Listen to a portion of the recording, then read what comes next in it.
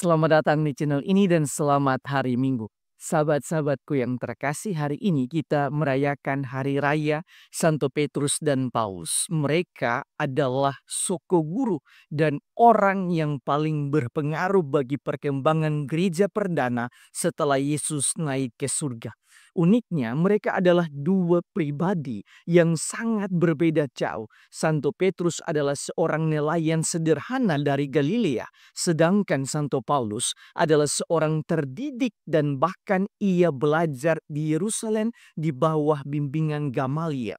Gamaliel adalah seorang guru atau rabi Yahudi pada zaman dahulu yang sangat terkemuka dan sangat disegani di antara tiga aliran Yahudi, yaitu Farisi, Saduki, dan Eseni.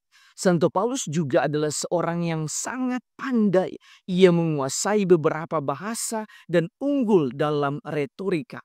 Namun, walaupun berbeda kepribadian, mereka mampu bekerja sama membangun gereja awal. Karena itu tak heran Santo Petrus berkarya di Yerusalem yang dianggap sebagai pusat pelayanan para rasul saat itu, sebelum dipindahkan ke Roma. Sedangkan Santo Paulus berkarya di luar Yerusalem, ke Eropa, bahkan sampai di Roma.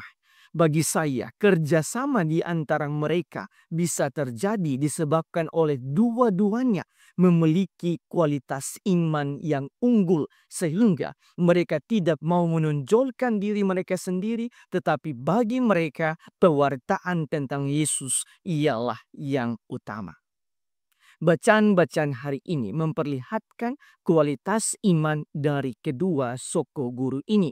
Di dalam bacaan Injil kita mendengarkan pengakuan Petrus. Ketika Yesus bertanya, "Apa katamu, siapakah aku ini?" Dengan imannya, Santo Petrus menjawab, "Engkaulah Mesias, Putra Allah yang hidup." Bacaan pertama juga mengisahkan bagaimana Santo Petrus diselamatkan oleh malaikat Tuhan.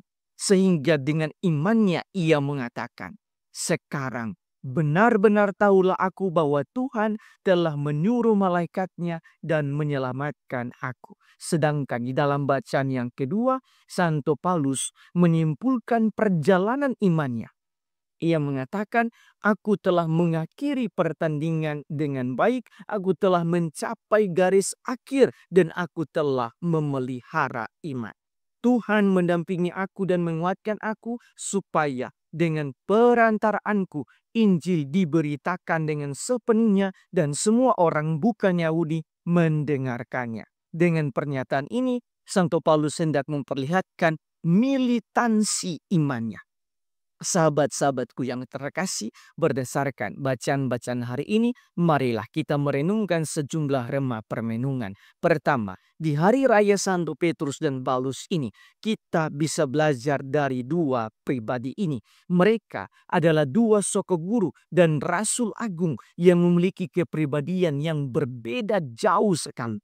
Santo Petrus adalah orang sederhana yang berasal dari daerah pedesaan, sedangkan Santo Paulus adalah pribadi yang jenius dan berpendidikan. Tetapi keduanya bisa bekerja sama untuk perkembangan gereja awal.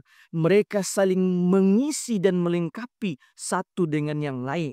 Santo Petrus yang terkesan sebagai sosok pribadi yang kurang komit dengan kata-katanya. Misalnya, pada malam perjamuan terakhir, ia mengatakan bahwa ia siap mati demi Yesus. Tetapi keesokan harinya, ia menyangkal Yesus. Sedangkan Santo Paulus adalah pribadi yang sangat militan dengan imannya, dan itu terlihat di dalam pewartaannya.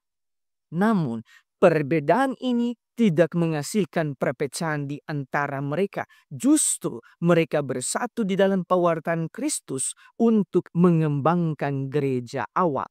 Di dalam keluarga atau komunitas kita masing-masing, kita pun memiliki berbagai macam perbedaan. Tetapi kita harus perlu saling mengerti, saling memahami, mendukung, dan melengkapi satu dengan yang lain. Sehingga keluarga atau komunitas kita tetap berada di dalam persatuan dan persaudaraan.